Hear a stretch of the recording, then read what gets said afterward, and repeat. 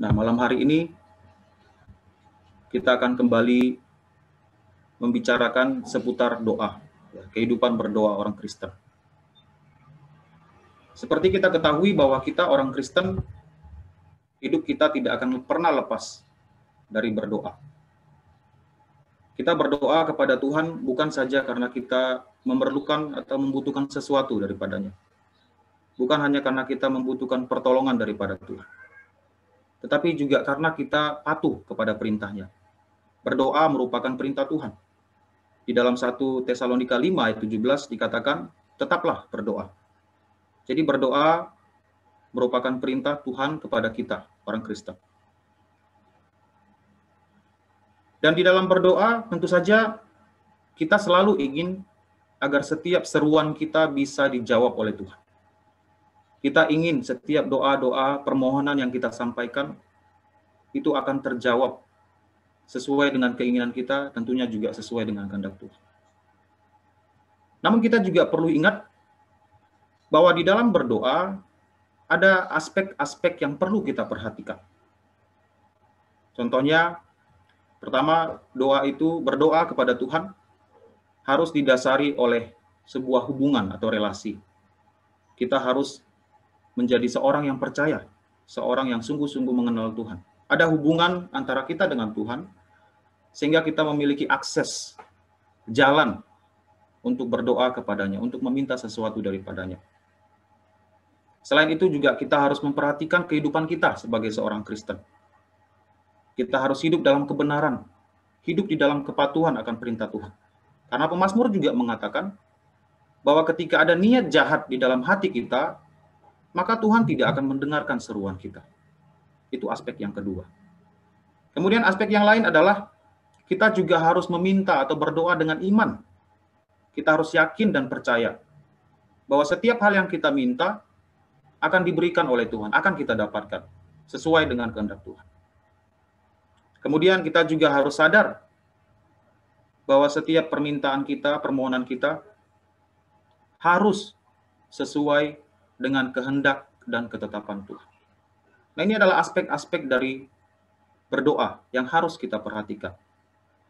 Nah, seorang penulis buku tentang doa, E.M. Bounds, mengatakan bahwa aspek-aspek doa itu sama seperti sisi-sisi dari sebuah berlian, di mana sisi-sisi dari berlian itu sangat penting sekali ya, untuk bisa memantulkan cahaya ataupun sinar, sehingga berlian itu bisa terlihat sempurna, indah, berkilauan. Demikian juga aspek doa. Kita tidak boleh menekankan satu aspek dari doa ini, dari berdoa, lalu kemudian mengabaikan aspek yang lain. Mungkin ada orang Kristen yang berpikir bahwa ketika kita hidup dengan benar, hidup dengan kudus, apa saja yang kita minta Tuhan akan kasih. Kita harus melihat aspek yang lain. Apakah yang kita minta itu sesuai dengan kehendaknya atau tidak? Ataupun ada juga yang berpikir, ketika kita meminta sesuatu dari Tuhan dengan penuh iman, penuh keyakinan, percaya, maka Tuhan pasti akan memberikan apa yang kita minta. Kita juga harus melihat aspek-aspek yang lain. Tidak boleh hanya menekankan satu aspek, lalu mengabaikan aspek yang lain. Salah seorang pendeta karismatik di Singapura yang terkenal sekali, mengatakan bahwa sebagai anak-anak Tuhan, kita adalah keturunan raja. Bapa kita adalah raja surgawi. Jadi apapun yang kita minta sebagai putra-putri raja, akan diberikan. Kita harus klaim apa yang harus menjadi hak kita, Tuhan akan berikan. Nah, tentu saja ini sebuah pengajaran yang tidak benar, tidak sesuai dengan firman Tuhan, karena mengabaikan aspek-aspek yang lain. Nah, malam hari ini kita akan membahas satu fenomena yang sebenarnya sudah lama sekali ada di kalangan orang Kristen, yaitu tentang ketika seseorang berdoa penuh dengan iman, kita bisa mengubah kehendak Tuhan. Malam hari ini kita akan coba menjawab satu pertanyaan ini, pertanyaan yang sangat penting dalam kehidupan berdoa. Apakah doa itu betul-betul atau sungguh-sungguh bisa mengubah kehendak Tuhan yang telah Tuhan sudah tetapkan? Nah, ayat klasik yang selalu digunakan oleh mereka ini adalah ketika di dalam Yakobus pasal 5 ayat 16 yang mengatakan bahwa doa bila dengan yakin didoakan sangat besar kuasanya. Dan digambarkan nanti bagaimana Elia berdoa kepada Tuhan. Ya. Kita lihat dulu konteksnya di dalam ayat-ayat yang akan kita lihat. Di dalam Yakobus pasal 5, ayat ke-14 sampai ke-18, dikatakan di sini, kalau ada seorang di antara kamu yang sakit, baiklah ia memanggil para penatua jemaat, supaya mereka mendoakan dia, serta mengolesnya dengan minyak dalam nama Tuhan. Dan doa yang lahir dari iman akan menyelamatkan orang sakit itu, dan Tuhan akan membangunkan dia. Nah, di sini kita melihat sekilas ada sebuah insiden di gereja, orang-orang Kristen, orang-orang percaya yang sakit. Nah, kemungkinan karena berdosa. Ya. Nanti kita lihat di ayat yang ke-16. Mereka berdosa, sehingga mereka sakit. Dan Yakobus meminta agar orang-orang yang sakit ini mengundang penatua. Ya. Nah, pada masa para rasul, ketika mereka masih ada di dunia di tengah-tengah gereja, Tuhan Yesus mengaruniakan karunia untuk menyembuhkan, memulihkan. Mereka punya karunia itu. Jadi para rasul pada waktu itu memiliki karunia untuk menyembuhkan. Nah, Petrus mengakui bahwa dia juga termasuk golongan penatua. Ya, dia juga termasuk penatua. Jadi pada masa itu karunia penyembuhan masih ada diberikan Tuhan. Di dalam Markus pasal 16 bagian yang terakhir kita lihat bagaimana Tuhan Yesus memberikan kuasa itu kepada para rasul. Dan di sini kita lihat juga para rasul, para penatua diberikan seperti kuasa oleh Tuhan untuk menyembuhkan, ya, dengan menggunakan minyak, dengan doa, maka orang itu bisa sembuh. Tuhan akan membangunkan dia kembali. Kuasanya bukan berasal dari minyak ataupun dari penatua tersebut, tetapi berasal dari Tuhan. Penatua atau minyak merupakan sarana yang dipakai Tuhan. Dan dilanjutkan di sini, dan jika ia telah berbuat dosa, maka dosanya itu diampuni. Karena itu, hendaklah kamu saling mengaku dosamu dan saling mendoakan supaya kamu sembuh. Doa orang yang benar, bila dengan yakin didoakan, sangat besar kuasanya. Nah, ini ayat yang sering sekali dikutip oleh orang-orang yang menamakan dirinya Kristen. Lalu dengan ayat ini mereka membuat sebuah kesimpulan bahwasanya ketika kita berdoa dengan yakin, dengan sungguh-sungguh, apapun itu akan kita dapatkan. Bahkan yang lebih ekstrim lagi, terkesan bahwa doa yang didoakan dengan sangat yakin akan bisa mengubah kehendak Tuhan. Dan kita juga lihat tadi sekilas dari ayat-ayat yang kita baca, terkesan bahwa memang dengan iman, dengan keyakinan, bahwa doa itu akan memberikan sebuah kuasa yang sangat besar. Seolah-olah dengan iman dan kepercayaan, dengan keyakinan ini, kita bisa meminta apa saja kepada Tuhan. Nah, kita harus kembali melihat konteks dari firman Tuhan ini. Kita harus kembali kepada kisah di mana ketika Elia diberikan perintah, ya, firman oleh Tuhan tentang bagaimana nanti orang Israel akan mengalami kekeringan. Kita lanjut ayat berikutnya. Di sini diberikan contoh, Elia adalah manusia biasa sama seperti kita, dan ia telah bersungguh-sungguh berdoa supaya hujan jangan turun. Dan hujan pun tidak turun di bumi selama 3 tahun dan 6 bulan. Lanjut. Lalu ia berdoa pula dan langit menurunkan hujan dan bumi pun mengeluarkan buahnya. Nah, di sini Elia disorot seperti seolah-olah kekuasaan doa itu terletak pada Elia sendiri. Bagaimana Elia dengan sungguh-sungguh, dengan iman, dengan yakin berdoa, maka Tuhan mengabulkan permohonannya. Tuhan memberikan apa yang dia doakan. 3,5 tahun bangsa Israel tidak mendapatkan hujan. Apakah memang ketika kita berdoa dengan yakin, dengan penuh iman, kita akan mendapatkan apa yang kita peroleh, apa yang kita inginkan? Nah, kita harus melihat kembali ke 1 Raja-Raja, pasal yang ke-7. Lanjut. 1 Raja-Raja, pasal yang ke-17, ayat 1 sampai 7. Nah, ini adalah konteksnya. Ketika Elia berdoa, meminta kepada Tuhan dengan sungguh-sungguh, agar tidak diturunkan hujan selama 3,5 tahun. Nah, kita baca ayat pertama. Lalu berkatalah Elia orang Tisbe dari Tisbe Gilead kepada Ahab, demi Tuhan yang hidup, Allah Israel, yang kulayani, sesungguhnya tidak akan ada embun atau hujan pada tahun-tahun ini, kecuali kalau kukatakan. Kembali lagi, Lausa. Nah, di sini kita melihat, ya, firman Tuhan disampaikan kepada Ahab. Nah, Ahab adalah seorang raja Israel, ya, raja yang jahat. Firman Tuhan katakan di pasal yang ke-16 bahwa dia adalah raja yang paling jahat daripada pendahulunya. Dia tidak hanya membuat orang-orang Israel rakyatnya untuk menyembah Baal, tapi dia juga menikahi Izebel, seorang perempuan yang sangat jahat, yang mengejar para nabi Tuhan dan ditangkap dan dibunuh. Salah satunya Elia juga menjadi targetnya pada waktu itu. Jadi Raja Ahab ini adalah seorang raja yang jahat, dan Tuhan ingin memberikan sebuah penghukuman, ya, sebuah nubuat kepada orang Israel bahwa dalam 3,5 tahun tidak akan turun hujan ke tanah itu. Nah, di sini saya sengaja menebalkan, ya, tulisan demi Tuhan yang hidup, Allah Israel. Jadi sesuatu yang disampaikan oleh Elia di sini merupakan perintah dari Tuhan. Sesuatu yang sudah Tuhan tetapkan sebelumnya.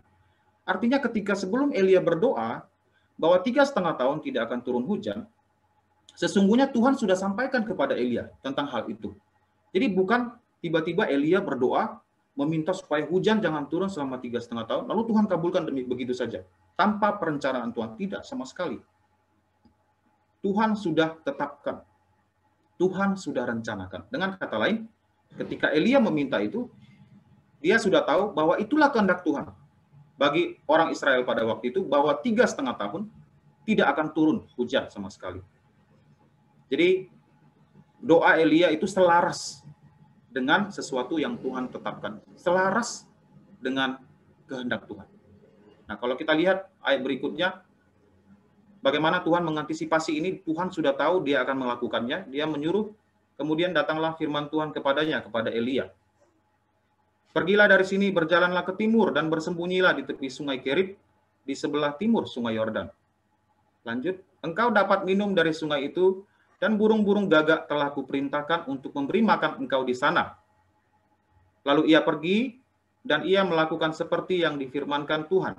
Ia pergi dan diam di tepi sungai Kerib, di sebelah timur sungai Yordan. Pada waktu pagi dan petang, burung-burung gagak membawa roti dan daging kepadanya, dan ia minum dari sungai itu.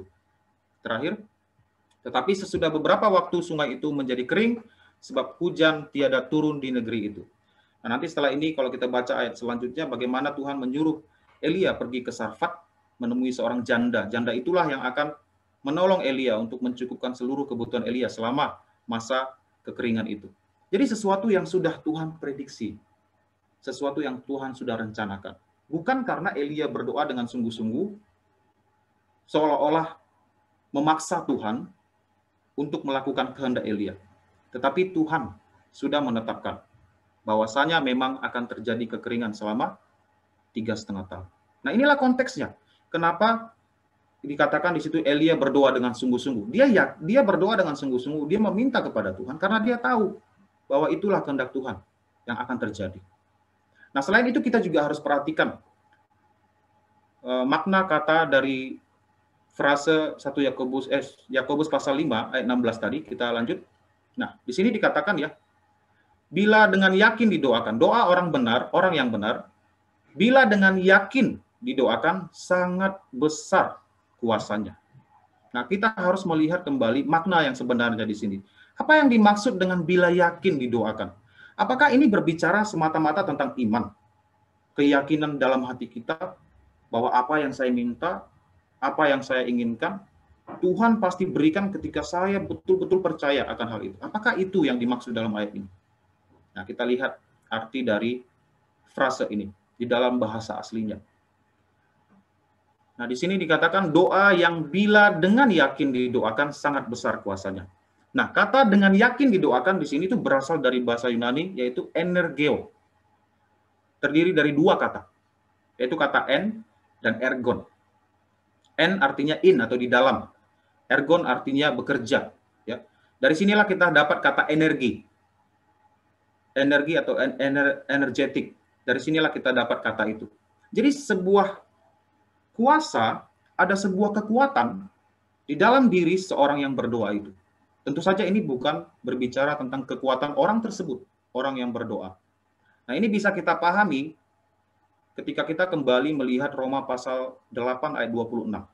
Bagaimana di situ dikatakan bahwa Roh Kudus menolong kita orang-orang Kristen untuk menyampaikan keluhan-keluhan yang tidak bisa disampaikan, tidak bisa diucapkan.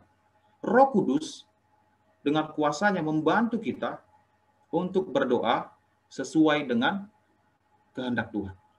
Jadi ketika frasa ini dikatakan dengan yakin didoakan, ada sebuah kekuatan, dorongan dari Roh Kudus sendiri di dalam diri orang tersebut, dalam hal ini juga Elia, untuk menyampaikan sesuatu yang sesuai dengan kehendak Tuhan. Roh Kudus memimpin kita untuk berdoa seturut dengan kehendak Tuhan.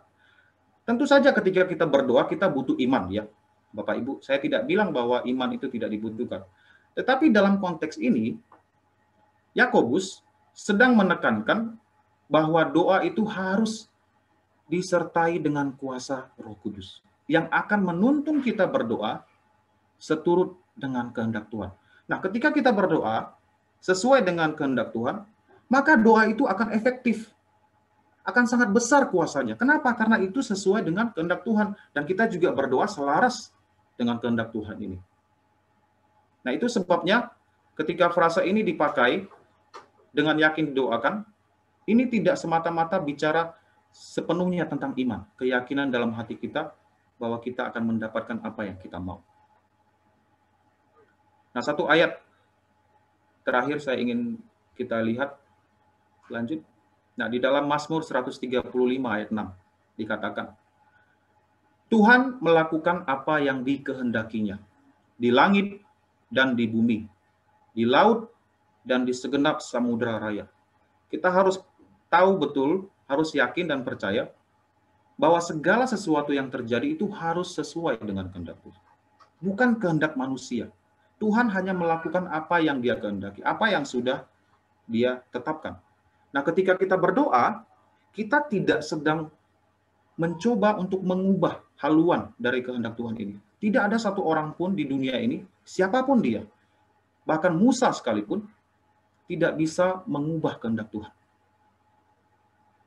Tuhan hanya melakukan apa yang Dia kehendaki, apa yang sudah Dia tetapkan. Nah, kalau kita pun berdoa dan doa kita terkabul, itu bukan karena kuasa kita, tetapi karena doa yang kita minta itu adalah sesuatu yang benar, sesuai dengan kehendak Tuhan, maka itulah dikabulkan Tuhan, diberikan Tuhan. Jadi bukan karena kita dengan yakin, penuh iman, kita berdoa meminta sesuatu, maka Tuhan mau tidak mau akan memberikan apa yang kita mau. Tidak seperti itu. Jadi kita harus paham dengan benar, ya. Ketika kita berdoa, kita harus selalu menyadari bahwa bukan kehendak saya yang akan terjadi. Sebagai manusia kita tentu ingin sesuatu yang baik, sesuatu yang baik yang kita inginkan dari Tuhan, kita minta. Sebagai contoh, ketika kita mungkin dalam sakit penyakit ini membahayakan nyawa kita, parah sekali, mungkin tumor ganas ataupun kanker ganas. Sebagai manusia tentu kita ingin mendapatkan kesembuhan. Tidak ada yang salah ketika kita meminta kesembuhan dari Tuhan. Dan tidak ada yang mustahil bagi Tuhan. Ketika Dia berkehendak, Dia mau memulihkan kita, Dia bisa lakukan itu. Dia bisa kerjakan sesuatu yang mustahil bagi manusia, tapi tidak mustahil bagi Tuhan. Namun di saat yang sama, ketika kita berdoa meminta kesembuhan ini, di dalam hati kita, di dalam pikiran kita, harus ada ruang, harus ada kesadaran bahwa pada akhirnya yang terjadi adalah kehendak Tuhan. Kita memang meminta, Tuhan saya mau sembuh, sembuhkan saya. Itu adalah keinginan jeritan dari hati kita. Tapi kita tidak boleh berpikir bahwa ketika kita meminta terus-menerus dengan penuh iman, dengan penuh air mata, dengan penuh harapan kepada Tuhan, maka Tuhan akan mendengarkannya. Tidak seperti itu. Kalau itu sesuai dengan kehendak Tuhan, tentu Dia akan memberikannya. Namun kalaupun tidak, maka kita sebagai orang Kristen harus selalu percaya, harus selalu menerima apapun itu kehendak Tuhan. Nah, bukankah ini sebuah contoh yang diberikan Tuhan Yesus ketika dia berdoa di Taman Getsemani? Ketika dia mengatakan, "Bapa, jika sekiranya cawan ini bisa lalu daripadaku, namun bukan kehendakku, melainkan kehendak-Mu lah yang terjadi." Jadi ini sebuah pola doa yang harus kita pahami sebagai orang Kristen. Nanti kita setelah mendengarkan firman Tuhan ini, kita akan menyampaikan pokok doa kita kepada Tuhan. Tentu besar harapan kita, apapun yang kita minta selagi itu baik, selagi itu tidak melanggar perintah Tuhan, kita berharap Tuhan menjawabnya, mengabulkannya. Tapi marilah kita juga selalu ingat bahwa segala sesuatu yang akan terjadi, yang pasti terjadi adalah kehendak Tuhan, bukan kehendak kita. Dengan demikian, maka ketika kita berdoa, kita mempunyai roh yang benar di dalam berdoa. Tidak memaksakan kehendak kita bagaimanapun juga. Selalu pasrah, berserah kepada Tuhan. Kita boleh meminta, tapi pada akhirnya biarlah kehendak Tuhan yang terjadi dalam hidup kita. Nah, kiranya firman Tuhan ini bisa menjadi sebuah penghiburan ya, bagi kita sekalian, agar kita bisa berdoa dengan penuh iman sesuai dengan kehendak Tuhan yang baik. Mari kita berdoa. Allah Bapa Sorgawi, kami bersyukur memiliki Allah seperti Engkau. Engkau adalah Allah yang selalu mendengarkan doa dan selalu berkenan untuk menjawab setiap permohonan kami. Namun seringkali ketika kami memohon, ketika kami berdoa,